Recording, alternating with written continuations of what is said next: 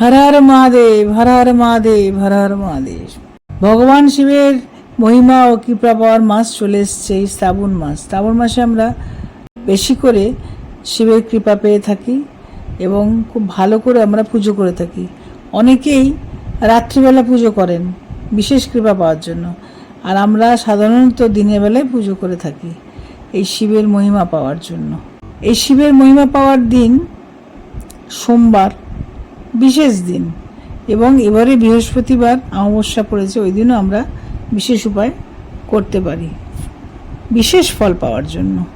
প্রথমেই বলবো, শিবের মাথায় 108টা বেলপাতা দিয়ে পঞ্চামৃত দিতে পারেন, গঙ্গা জলও দিতে পারেন প্লেন, তার সঙ্গে গোলাপ জলও দিতে পারেন। দিয়ে আপনারা এই মন্ত্রটি বলে পুজো করুন, নমঃ শিবায়, নমঃ শিবায়, নমঃ শিবায়।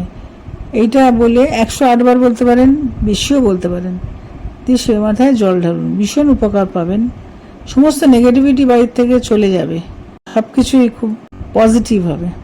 আরেকটি মন্ত্র বলবো, এই মন্ত্রটি করার আগে ভগবান শিবকে আপনারা প্লেন জল দিয়ে বেলপাতা, 108 বেলপাতা হতে পারে, আবার 3টে হতে পারে, 5টা হতে পারে, বিজোড় বেলপাতা দিয়েও জল ঢালতে পারেন।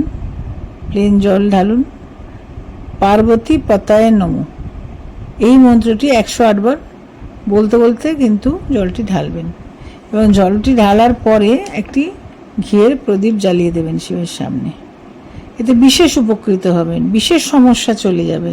আপনাদের যদি কোনো বিশেষ সমস্যা থাকে বলবেন, সেটা চলে যাবে।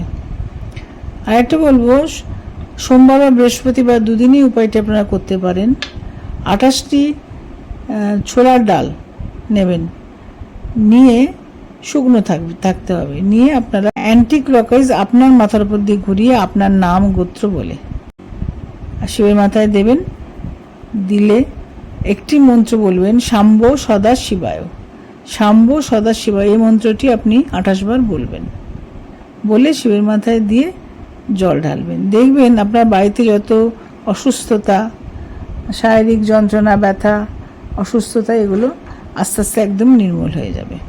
এই উপকারটি করুন, ভীষণ ভালো ফল পাবেন। জয় শিব শঙ্কর।